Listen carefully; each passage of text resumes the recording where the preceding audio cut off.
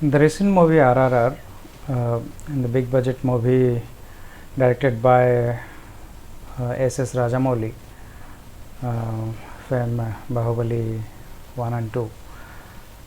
The song of patriotism, Sholay, the song doesn't show M K Gandhi. I got to watch the Sholay song of SSR's RRR based on India's freedom movement. I was surprised to learn that is no scene of M K Gandhi in the beautiful song, but I feel it was done deliberately.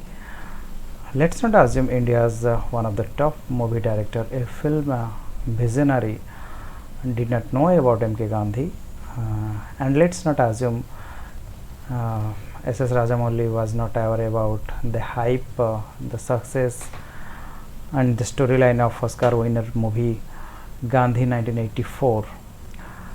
Not choosing the face of M K Gandhi carries a risk of viewers acceptance. Even he is the father of the nation, and as per Government of India's narrative, he was the prime person behind India's freedom. We still play the retro number दे दी हमें आज़ादी बिना खड़ग बिना ढाल. Bollywood promoted Sanjay Dutt for Gandhigiri. It's a successful case study. The movie was Lage Raho Munna Bhai. Here the director intentionally puts Sardar Patel's face for the state of Gujarat, and